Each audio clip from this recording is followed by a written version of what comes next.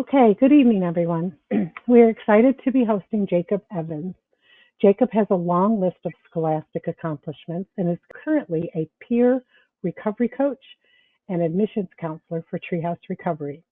His role includes helping families understand the disease model of addiction, as well as educating and assisting our loved ones who are struggling, helping them understand the value of connection. Welcome, Jacob. Hi. Anytime you're ready to get started, we would love to hear from you. Yeah, of course. I guess the easiest place to start for anybody is at the beginning. And so for me, my mom and my dad are like kind of I guess you would say like a sickening anomaly, where they were high school sweethearts, stayed together their whole time, never really broke up. And so, I'm from Martinsburg, West Virginia, which is a small town on the Eastern Panhandle. It's right on the border between Maryland and Virginia. So like you're really close to Baltimore and really close to Washington D.C. And for all intents and purposes, it was a small town vibe, a small town existence. And my dad was a high school football star, turned into family practitioner dentist. And so he was really well known. And then my mom went like almost completely opposite direction and was a presidential appointee. She's top 1% of the federal government, worked underneath of several presidents throughout her career for nearly 30 plus years. And so in this small town, I have my dad, who was like a local hero, and then I have my mom, who's kind of like a local celebrity. And they've been together forever. Everybody knew who they were, and everyone knows everyone by first name. You don't lock your car door kind of town. And then I came into the world, and real or self-imposed, the expectations to succeed, I felt like were high. So all throughout my elementary school and going into middle school and high school, the expectation was to excel. And like I said, whether that's my parents putting that on to me, either verbally expressing that or just feeling the pressure of that, or me internalizing that myself and measuring to their success, the pressure I felt was a lot. And I remember my dad growing up, like a rule, like one of our family rules was don't embarrass me and I won't embarrass you. And it's like, to tell that to a 7-year-old kid, who really knows what that means, right? So anything could fit underneath of that umbrella to a 7-year-old. And so that pressure to be, exemplary in every meaning of the word, was a lot for me to take on. And for a period in time, I did very, very, very well. Always honor roll, always did well in school. In high school, I played football. I was in jazz band. I did like a form of National Mile United Nations in high school. I did show choir. So anything that I could participate in, I did. And one of my outlets that I chose for myself that wasn't, kind of brought on to me was guitar. And so for me, I was playing in bands at the age of 14 and playing shows. And like I said, I'm really close to Baltimore and DC. So I'm playing in shows with people that were sometimes 2 or 3 times my age. And I was getting exposed to things at a much younger age than probably I should have, arguably. But when you're in the music industry or in that scene of live performance, there's some things that are just you're being exposed to, you see, or you know people who do partake. And again, I was far younger than most of the other people. So all throughout high school, playing football, doing all of the extracurricular activities, always had honor roll. I started smoking weed around like 15, 16. I want to say like the back end of 15, going into age 16, and didn't think anything of it. Thought that I was just like a normal high school student who was enjoying weed at some point in time. And fast forward, I wound up getting in trouble my senior year for smoking weed. I admit to it, and as you could probably well imagine, like most people who do this don't have like the cops involved and an experience. And so that should have been my first indication that like I'm probably taking this to an extreme, but I didn't. It wasn't computing at the time. And so for me, I just looked at it and thought, okay, this is one of these instances where I embarrassed my dad or my family. And so as I moved forward, the expectation was, okay, you got to pick yourself up and you got to do well.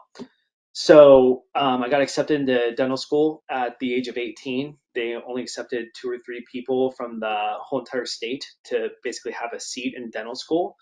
And so they accepted me, and it was something that my dad, like he applied 2 or 3 times and didn't get accepted. And so for him, this was like a huge accomplishment for me. And as soon as I got out of their house and I was living in school, anything I could try without fear of repercussion of it getting back to my family or anything along those lines, I did. So I tried, alcohol, cocaine, um, psychedelics, all kinds of things within like the first week or two of school. And again, second indication that I probably take things a little bit too far. I did well throughout my first semester.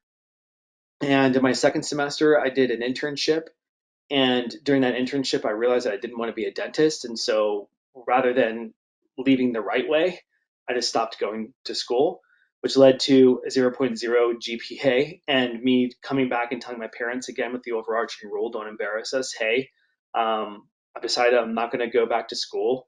Well, did you withdraw the right way? No, I just stopped going. And I'm going to be a full-time musician. And so, my parents, of course, freaking out. Well, where are you going to go? I was like, oh, I'm going to go to California. Well, how are you going to make money? I haven't figured that out yet. And so, the idea and the compromise before me going there was that I would get a recording engineering certification so I could work in a recording studio.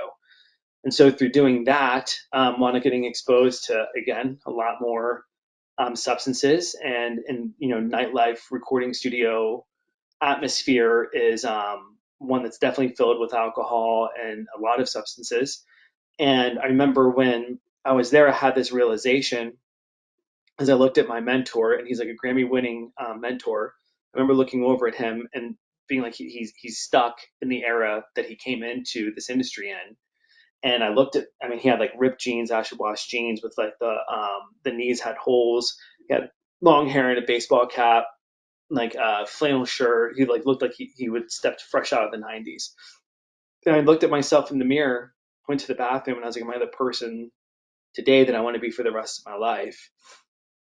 And the answer was no. And I didn't have a better answer for how to grow up or change other than to go back to school. And so when I told my parents after about, a year-long sabbatical that I wanted to go back to school, they're like, okay, that's fine, but you got to figure it out, right? Like you can't we're not just going to do the same thing that we did before. So you have to, this is going to be on you now.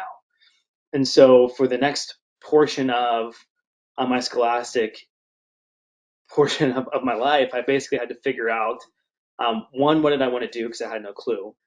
Two, how am I going to get my GPA from a zero point 0 up to something that was like manageable where I could do something like a graduate school if I wanted to.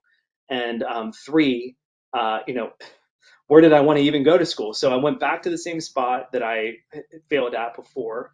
Wound up getting 2 consecutive 4.0s, which brought my GPA up to a 2.0, which allowed me to transfer into West Virginia University.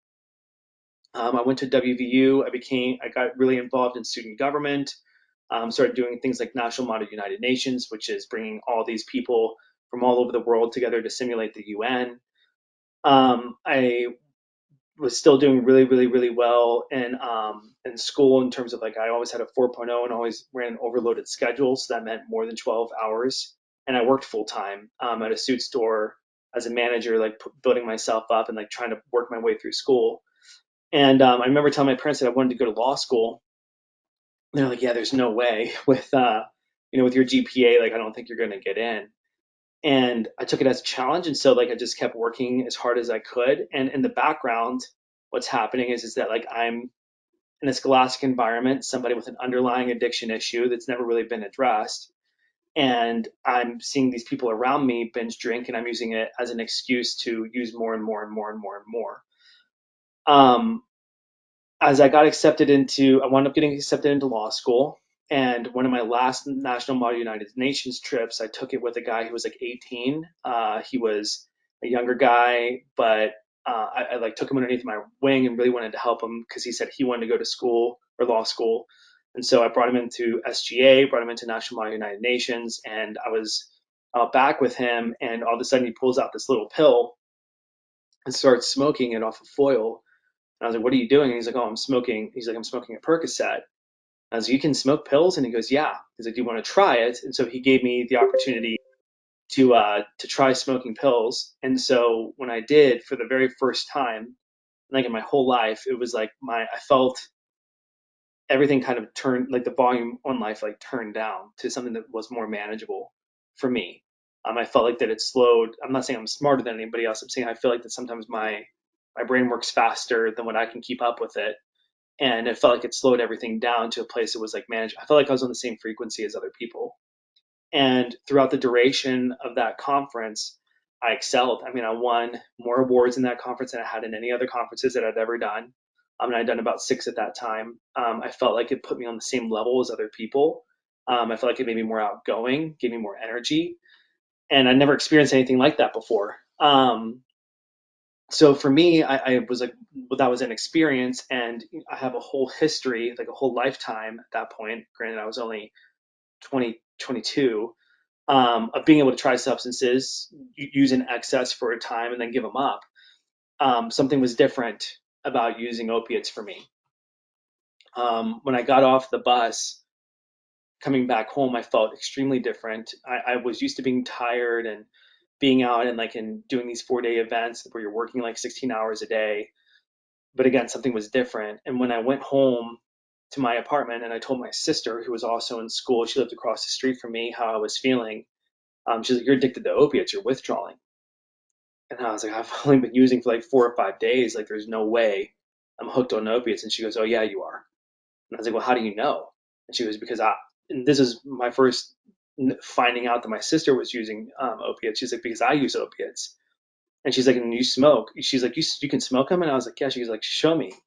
And so she went and she got her stuff from her apartment and brought it over. And this was like, if I have I have several regrets in my recovery, but if there or in my active addiction, but if there was one that I wish that I could like really take back, it was this next moment where I showed my sister how to smoke pills. And so that started basically that conversation and using with her started a 2-year period of my life where I used every single day. And most times I was using with my younger sister almost every single day. And because of the stature of where I was in school, not to say that I was better or worse than my sister, but I was student body vice president, like negotiating several deals for the university. Like I was working full time. I was in law school. In my mind, I didn't have time to go through withdrawals. I couldn't afford a 3 or 4 day withdrawal. I couldn't go into like a 5 or 7 day detox, which is what I felt like I needed. And I certainly couldn't afford the risk of like getting caught or getting in trouble. So my sister became the person who would pretty much go out and go get these things for us. And as our addiction continued to grow, and our usage continued to grow, I just watched things in my life that I cared about at one point just start to fall off. So whether they were, I mean, my best friend since I was 10 years old lived beside me, and we were both in law school together. And I remember my second year in law school, I maybe saw him maybe 3 times that entire year. Um, I wound up giving up my job doing the suit store because I claimed that I needed to focus more on school. Stopped participating in student government because again I said I need to focus more on law school. I was getting great test grades, but I couldn't show up to school on time if I was showing up. So my GPA went from a 4.0 down to like maybe at best a 2.2 or a 2.3. And the only thing that I was excelling in during that second year of law school was using drugs. And on accident, not even really on accident. I mean, I know now what it was. It was my higher power placing a situation to my life. But at the time, I believed it to be an accident. I took a class called cyber law, and again, my mom's like an information technology expert, cybersecurity expert. So I thought it was going to be like prosecuting red hat criminals who were trying to hack into computer systems. But that wasn't what it was. Cyber law is the study of online copyright law, or the rise of the .com era. And a lot of people probably remember when random people would go and buy like McDonald's.com and then sell it to somebody for like multi-million dollars. So it was those cases that we studied, and I had zero interest in it. And I was so loaded I forgot to withdraw from the class. So I wound up stuck in this course. And through the time of me participating in this class, there was a teacher who was running the course, and she took a special interest in me, and not in a good way. Um, in a very like therapeutic, loving way. She took a special interest in me and she started monitoring my behavior. And at the peak of how bad this was, she put a note down on my desk one day about a month and a half, almost 2 months into the semester, and it just said we need to speak after school or after this course. And so I gave her the thumbs up, and I walk up, and she's like, "I want to go over something with you." And I was like, "Okay. I mean, I know what this is going to be about. She's going to be upset that I walked in late today." And she puts a piece of paper in front of me, and on it is every single date that I was in class, and it just had a T or an A next to it, and then it had an S next to it, and then it had an L next to it. And she walked through, and she was like, "Tardy, tardy, tardy, absent, sleeping." And then like left class early. So she just went through every single date and she tracked my behavior the whole time. And at the end of going through that piece of paper, she was like, "Jake, you're a brilliant student. And you have one of the highest test grade averages here. You bring up nuances in the law that sometimes even I don't see. But you're going to fail this class because you can't be here on time." And I've talked to other teachers and it's the exact same situation. Like if you're lucky, you're going to graduate this year with a C average if you're lucky. Some of these things you're probably not going to be able to even take the exam if you're late one more time. And in that moment, I felt it. I felt like my life slow down at a screeching halt. And I saw two very distinct paths. And I was like, I can either go this route and C's get degrees, but I'm going to have to deal with this at some point. But I shouldn't deal with it right now because I'm so close to graduating. I should just keep my head down and just get through this semester and I'll figure it out later. Or I could take this route and I could tell her everything that's going on and see what happens. And at that point, um, I know now looking back on it, like I made that decision to tell her and unload everything, just because I didn't see how I could ever do it on my own. I didn't see how I could ever figure it out. I've been trying for 2 years and it was only getting worse. So I asked her, I was like, why are you doing this before I said anything? And she said, because somebody loved me enough to call me out. And she's like, and so I'm not saying that you have an issue. I'm saying that if you do, maybe I can help you. And so I spelled it all out. I told her everything. I told her everything about me using, my sister using, everything. And I was like, I can't admit to it because if I do, then I'm throwing her under the bus. And maybe she's not ready for this. And it's obvious if I'm doing this, she's obviously doing it too. And so I was conflicted and she listened intently for probably 45 minutes as I spilled my guts. And finally at the end of it, it was like this huge weight came off my chest. And I was like, now what do I do? And she's like, well, now you have to go tell the dean. So within probably 15 seconds of me telling my whole life story, just like unloading like my deepest, darkest secret on, for lack of a better term, a complete and total stranger. I didn't really have any allegiance to her nor her of me. I had to go do this again to another complete and total stranger. So, within like less than 5 minutes, two people heard my deepest, darkest secret that I could have ever imagined anyone would ever know. And their response to me when they were like, "So, what do you think you need to do?" I was like, "I don't know." I was like, "I can't tell my family. The rule in my family is that if I embarrass them, like it's not going to be good." I was like I can't open up about that. And but both of the teachers, the dean and the teacher, were both moms, and they both told me like, "Look, like we're both moms, and I can tell you that your mother, um, I guarantee you, all she cares is that you're happy and you're healthy. And right now, are you either of those things?" And my answer was no. I was like, no matter what I accomplish, no matter what I achieve, I'm never happy, and I just keep using drugs to like, try my best to like keep myself from getting sick, so that I can continue to perform it the way that I need to perform. And it's killing me, and I know that it is. And at this point in time, I was using about 8 pills a day, which is a high number, but it's just the tip of the iceberg of how bad it got. And so that was on a Tuesday, and my mom came up on a Thursday, and some altercation happened between my sister and myself, and I just decided that I needed to tell her. So I grabbed her by the knees and told her that I was addicted to opiates. I'll never forget the look in her face. I was like, "Mom, I'm addicted to opiates, and I need help. I need treatment. I don't know what to do. I don't know how to even find treatment. And if there's anything you can do to help me, I'll do it. I'll do anything." And so of course she was shocked, but my mom is, super high functioning C level, thinker. And so she sought the world's best information giver, which was Google. And we put in drug treatment recovery and we found Foundations Recovery Network. And I went to this place in Tennessee, which was awesome. But I thought I was smarter than everybody who I was sitting across from. And, I was like, you're not living a sober life. So how can you tell me, somebody who's, going through this and struggling and is going to have to be sober for the rest of their lives, how are you going to tell me what I need to do if you're not doing it yourself? And a valid question to ask, but like, you know if I was truly as desperate as what I thought that I was, I would have listened to anything. Wouldn't matter if it was a clown on the moon saying that they had the secret recipe. I should have at least tried what they were saying, but I convinced myself I was smarter than these people trying to help me. And when I got out of that 30-day facility, it was less than 2 weeks and I was already using again. And the guilt and the shame of the fact that I had failed at something, which I've never failed at anything in my whole, I mean, sure, I dropped out of school, but that was a choice, right? Like where I was at this juncture, I felt like I wasn't making decisions. It was just happening. It was like watching myself make terrible decisions for myself. And I wound up getting to a point within 2 months of nearly quadrupling my usage to the point where I was using over 30 pills a day. I am very, very, very lucky to be alive and to be here.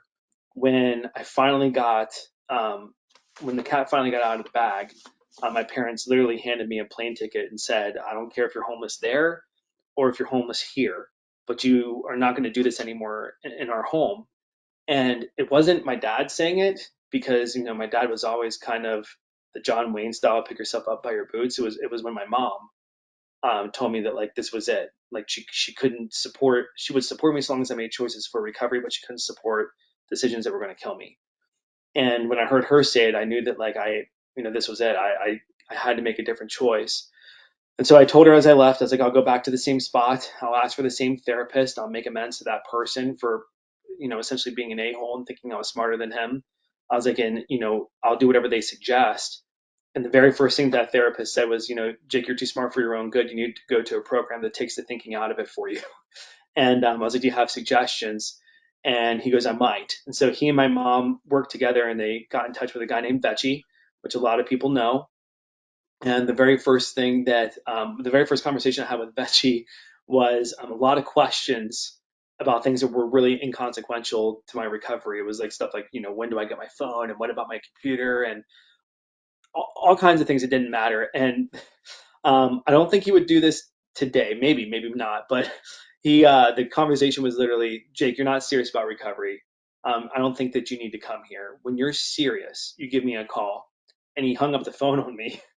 And I remember calling my mom back immediately after and saying, Mom, he tells me that I'm good. I don't need to go to this place called Treehouse. I'm good. And she goes, really? And I could almost feel the frustration because she probably spent weeks trying to set this up. And I was like, no, not really. He's the only guy who's ever called me out. Most other people have taken my crap and I've convinced myself of it. He's the only guy who called me out on it. I don't know anything about the program because we didn't get that far, but I know that if this guy is telling me that I can't go there, that's where I need to be. I need to be in a place where I need to fight to get in because I need to fight for my life for the rest of my life. So I need to go to a place like this. And so if you can ask him to call me back, I would greatly appreciate it. And after that, Betty's next question was, "Do you have any more questions?" And I was like, "No." I like I don't care what the program is. I'll be there. And so I showed up.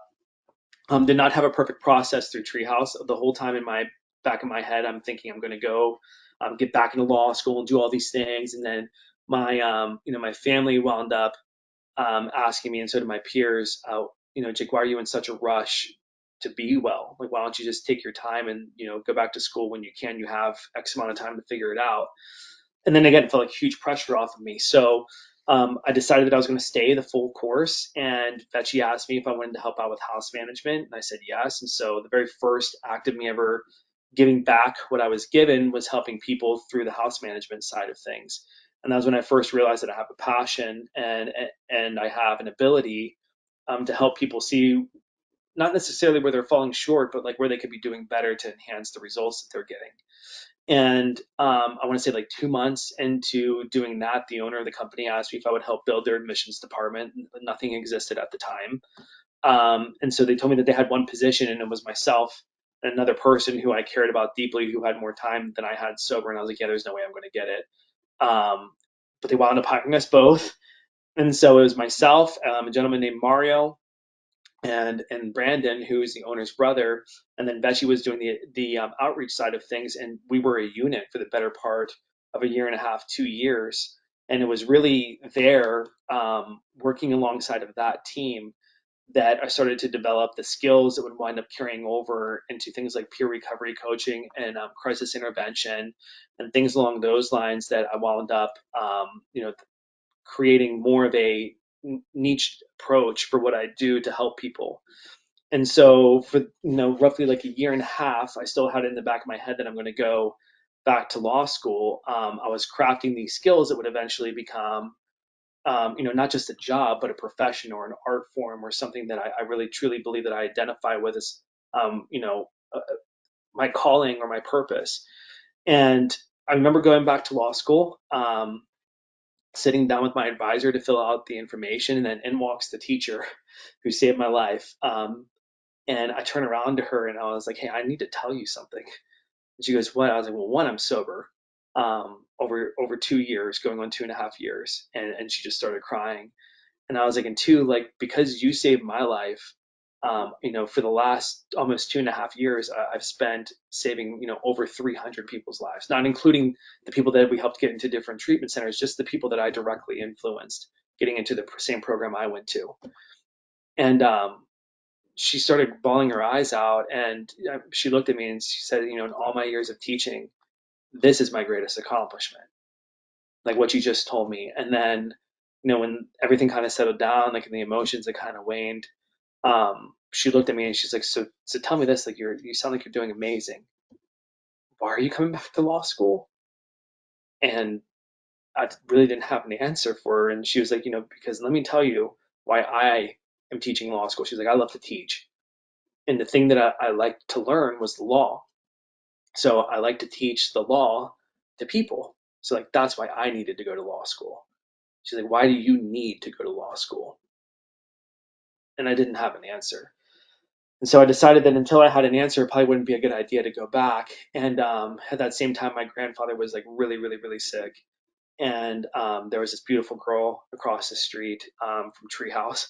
And I wound up starting a relationship with her. She today is my wife. She's like beautiful, amazing human being. We have two children, Jolie, who's 4 years old, almost 4 years old, and then Gwen, who's almost 6 months old. And when I think back over my process and over my story, and I'll get a little bit more into what we're doing today, but like, you know, I had it in my head, and I was convinced that I knew what I needed for myself. Um, and I thought that ever since I was young, right? This is what I got to do.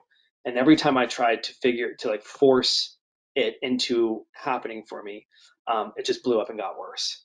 And when I finally let go and I allowed somebody else to do some thinking for me, and this, at first it was Betchy, and then it was other mentors and people like that in my life. Betchy's still an amazing mentor in my life, but other people came in and helped me along the way.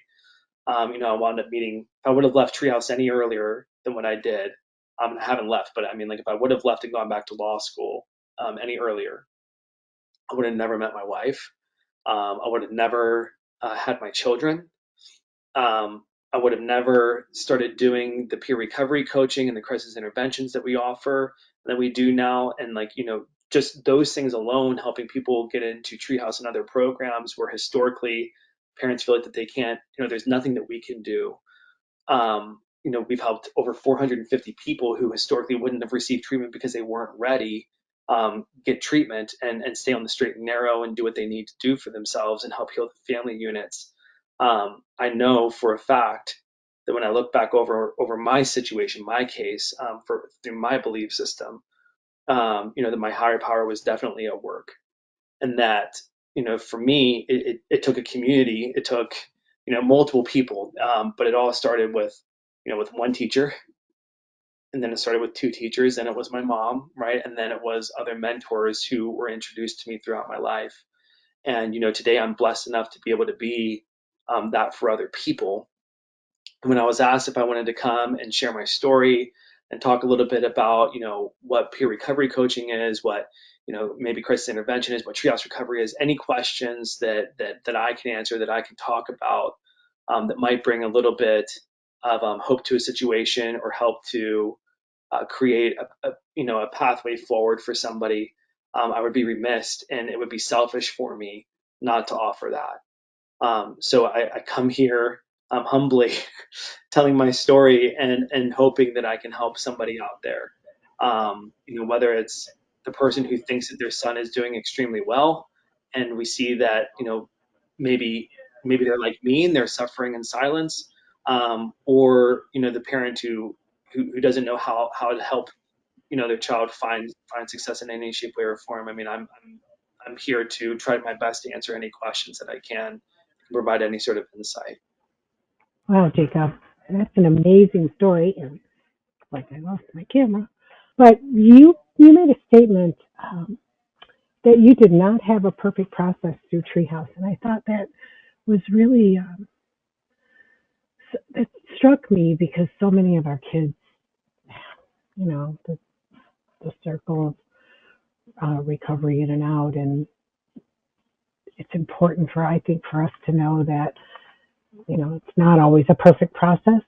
Um, so could you expound on that a little? Can I explain on what my lack of a perfect process was? Well, yeah, kind of, just a little. Yeah.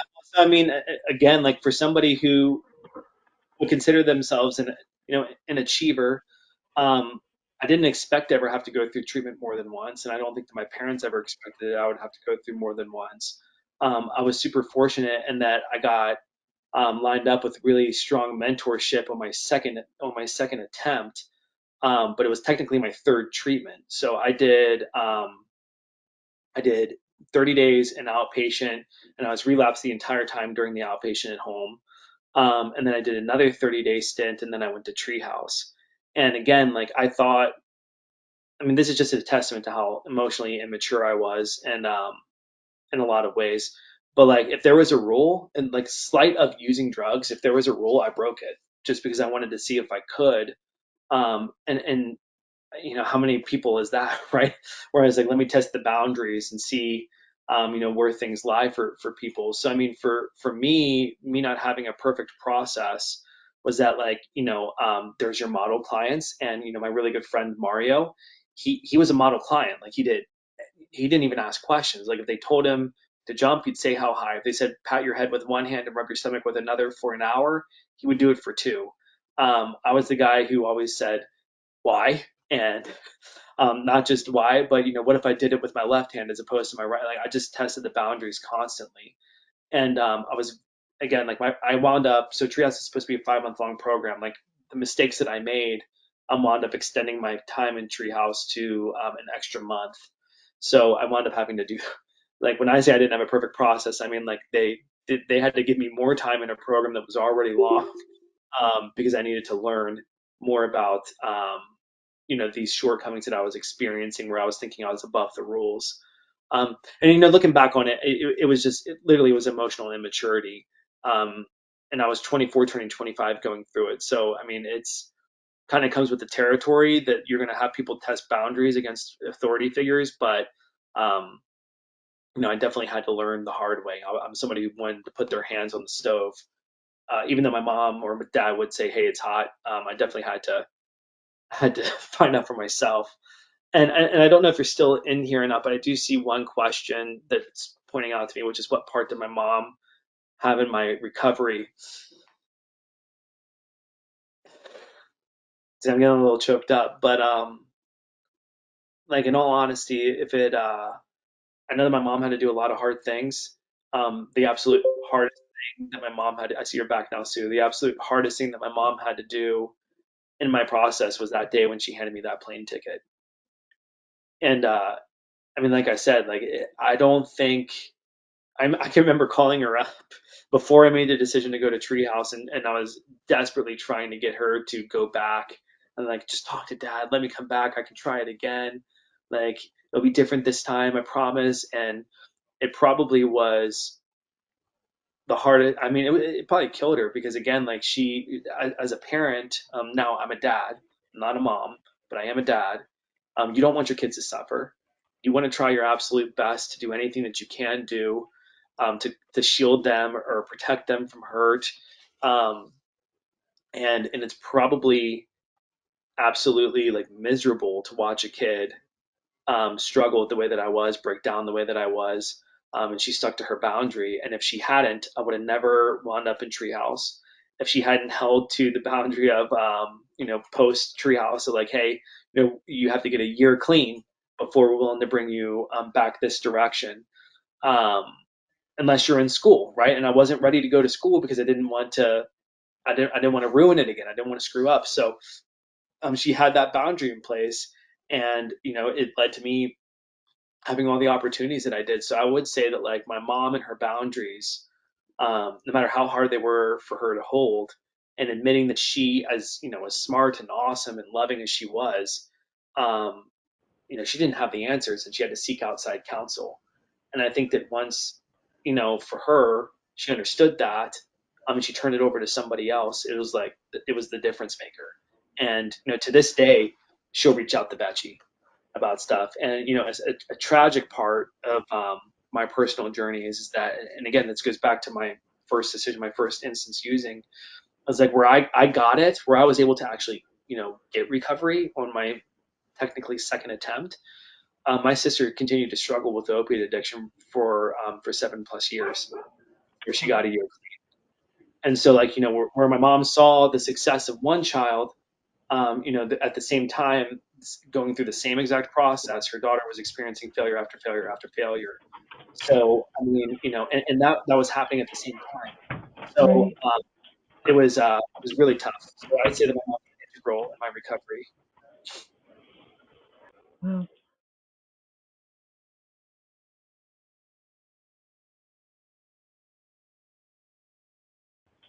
Oh yeah, without a doubt. So Treehouse is so the easiest way of saying how's it different from other programs is that one, it's not 12 step. They have a 12-step component through housing, but the stuff that you learn through Treehouse is all evidence based treatment.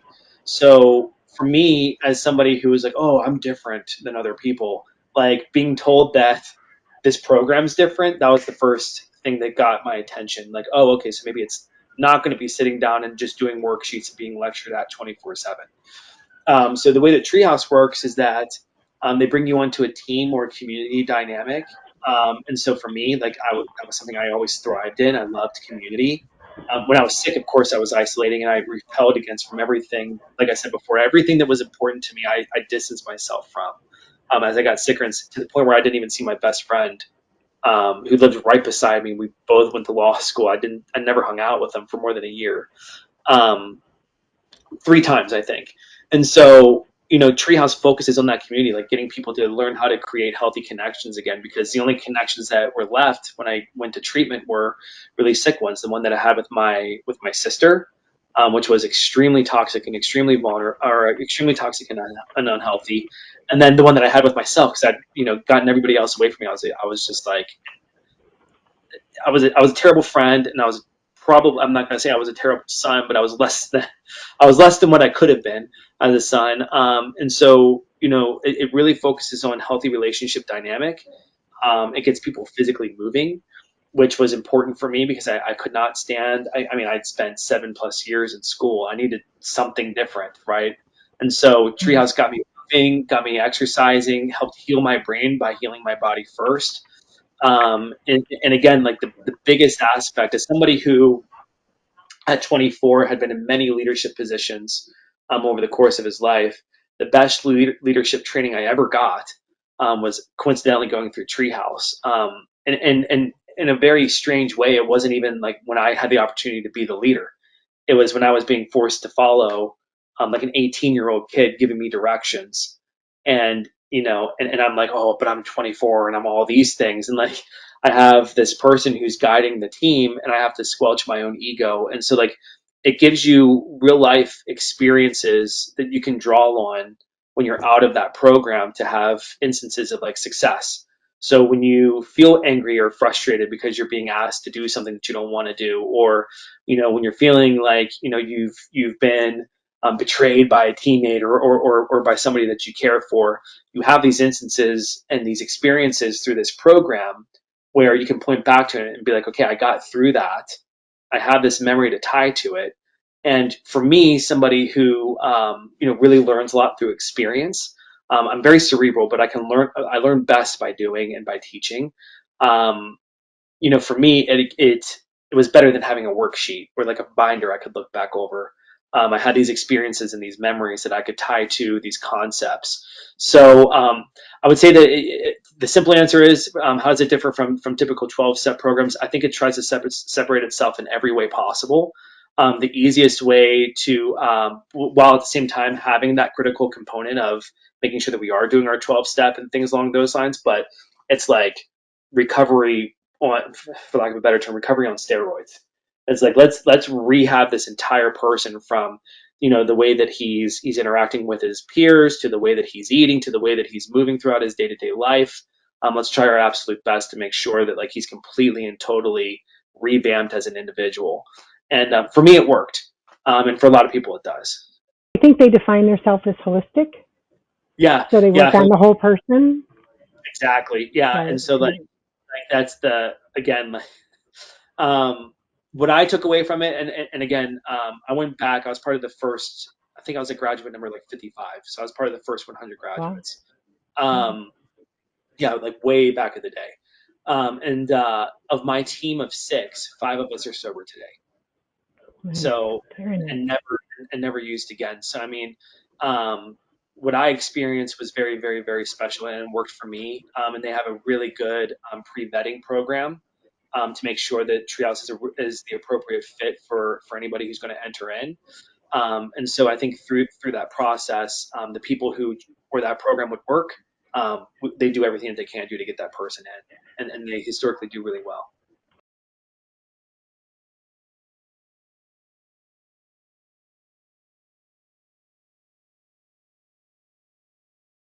Mm. So it's Terry. So Terry, the thing that I can say to that. So again, I'll use my personal experience, and then I'll say my experience that I've had on the flip side, trying to help people. So I remember on the third day of using, again, just like that moment with the teacher where I had the opportunity to admit it or not admit it. I remember saying, I woke up and I was like, I'm not sick today. I could stop today, and no one would ever know I relapsed. I could probably pass these drug tests for IOP before I go in, and I'd be fine. And then I literally remember thinking, and if I use, then I'm probably going to wind up going back to treatment, or I may die, or go to jail. And I remember thinking like, oh well, whatever. Like it was like that quick of a decision where I thought both sides of the equation through and made a decision that I don't really care, and I used anyway. So that was the exact moment in decision of relapse. Now, how long from that moment to when I was approached with that plane ticket was about 2 months, and how much worse it got for me was about 3 to 4 times worse than when I started, than when I first admitted that I needed help. So, in terms of like what can a parent say that would like deter their child from using? I mean, in all honesty, like there's really nothing, because like the person themselves. I mean, we're not working off of rational thought, right? We're working off of emotion, and we're trying to squelch, or we're trying to eliminate these emotions that we don't want to feel and replace them with either numbness, right, or something that we do want to feel. And so, we're not. There's nothing that you're going to logically say to me that's going to, it's going to make me not do this. Right. The thing that I would say that if we're at a moment of confrontation, right, where you found something, like the evidence is there, bringing somebody from emotion to rationality requires a couple of different things. One, the prospect of changing has to be less painful, right, than the prospect of staying the same, Right. right? So like staying the same has to be more painful than changing. And so in that moment, the prospect of changing for me was, okay, I can like use the help that my parents are going to give me, or I can be homeless in West Virginia, and it was the middle of winter, it was January. right? So, and the plane ticket was taking me to Tennessee, which wasn't much better. So it was going to be just as cold. So for me, as somebody who had never traveled down that path, I was like, okay, it's time to change, right? And so I took the path of changing. Things that I would typically stay away from, that even if you're making complete and perfect sense to me, as you know, someone who's not your son, you're not going to make sense to him because every past transgression, everything that they could possibly be holding on to emotionally, they're going to utilize that against you as like some sort of emotional ammunition to blame you or to use it to diverge, to take you down these rabbit holes. And again, it's all manipulation to try to continue to use. So, what I would suggest for somebody who's at that stage where you know what's going on, you have the evidence to support the fact that it's going on, is that like that was the time to either a consult with people, and like I didn't know it at the time, but my parents were already consulting with Fetchy, so you consult with people to figure out what are the best boundaries for my situation and how can I help effectuate the change from where I'm at. So then the energy that I have that I want to help, I'm not hurting the situation, which is what we're talking about in your question. So how can I help without hurting? And the cool thing is that that energy that you have as a parent that you want to put into helping your son or your loved one get better, you can, right? You can put that energy into helping them get better, but there's a way to do it. And I think that if we lean on our own understanding, typically 2 plus 2 is always going to equal 4, right? You plus your son is always going to equal the same result. One side of the equation has to be willing to change, right? And just by simply being a part of this group and hearing this message, you're showing that you're taking on the X factor. You're willing to change, right? And so I think continuing to seek outside counsel, continuing to use your support system, I think that's what I would do if you were at this particular stage where you know what's going on, you want to do something, but you don't know the right step to do. Seek counsel before you act. That would be my number one suggestion.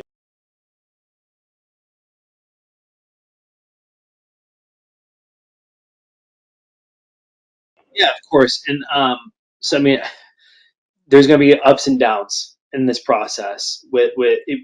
She'll call you one day and she'll be on cloud nine, then she'll call you the next day and she'll be at the lowest of lows. And if you're, and I'm hoping that no, not every dynamic was mine with my mom's, but my mom was always there to listen, which meant a lot of times she got to hear what I had to say, for better or for worse. And one of the things that I would say that I think is extremely beneficial at this juncture is, one, congratulating, without going overboard, just like it was a hard decision to make the choice to go to, right. So congratulating and honoring that process and going through where they are, I think is huge. The other side of the equation that I've seen a common mistake within families with people who are in early recovery is this tendency to be polar, very polar. So you either A, treat them like they're still using, right? And then so it's like this constant trust but verify situation where we're always questioning because we've been wronged and we've been hurt and we've been lied to and like betrayed so many times that like we're waiting for the other shoe to drop. And then there's a flip side of that, which is like treating her, like she's little Susie on a tricycle again. And the reality is that she's neither of those things, right? She's your daughter who's in early recovery, right? And so there is a different way to communicate in which like the number one thing right now that I would say is, one, honoring her for where she's at in her process, because it's not easy, speaking as somebody who went through it. And Hmm. then the other thing is protecting yourself through effective boundaries. Right now, that doesn't mean like, and what I mean by that is boundaries are what that's the rules of the game, right? That's how you are choosing to interact, and don't communicate a boundary unless you're actually willing to execute it, right? And what are good effective boundaries that have successfully worked for other people in your stage? I would say, one, I am not a mother, right? So the boundaries that I would tell you to execute, as somebody who is a professional in this industry, may not be may not be the things that would be the most effective for you right now, that she is actually at this stage. So I would say, again, consult with people who are your peers, your support system, and tell them what it is that you're looking to get out of the relationship with your daughter, and tell them what it is that you don't want to see, right? And then work on a way to communicate those boundaries and do it with somebody who isn't your daughter at first. So work on those things and have them firm, and then be willing to execute them when and if those boundaries are ever crossed. That's the number one thing that you can do right now is like one, just take the time for you because this is a time for you to heal as well because she is safe, so you're not worrying about the chaos. So take the time to think about how do you want those interactions to interplay, and then set up the boundaries, set up those guidelines, those rules for the game, on how you want those interactions to look.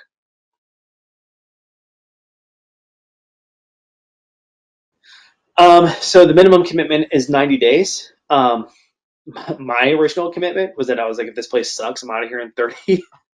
That was not the right attitude to have going into the program. But again, like that was my attitude. It's like, okay, I'm going to give this a shot because it's bet you guys, you really got my goat, and I want to prove him wrong. And so, but the minimum commitment's 90 days, but it lasts up to 5 months. And then, like I said, Treehouse doesn't kick anybody out. So if people want to stay in for transitional housing and they Wow. want to continue the graduate path, Wow. set people up for graduate housing. I was in Treehouse for almost just over 2 years. Right. Some of my best friends have stayed in Treehouse for over a year plus. And again, like Treehouse is a program that will do. I mean, there's a reason why I have stayed connected to Treehouse, even though I have all these other things going. Treehouse really is a very different style program where they'll do anything that they can do to help people. So even if it's not their program that's the best fit for your loved one, they will help you find a program that works, Right. that will be a good fit. So, um, I'm forever grateful for what they do for people. We've talked to so many who have graduated the program and just such high regard. You always hear that love for this program that it's we all want our kids to go there. I'm not going to lie. Yeah. So we'd like to thank you for tonight, Jacob. We appreciate you coming and spending time with us. Mm-hmm. These meetings are so important to the moms to get the perspective from someone who's walked the path and found their way out. My God, that I mean, what we're all wishing for. So we do appreciate that you come and give us your time and your story and Of course. your amazing story. Thank you. Yeah, and then Thank you. I'm not sure what the rules are for anybody, but if they do wind up reaching out to Treehouse and there was like any other questions that they had, you can just ask them how to get me the question, and I'll do anything I can do to answer, get you guys Thank you. information. Yeah. Awesome. Thank you. Okay then. So thanks so much. Thanks, Jacob. Mhm.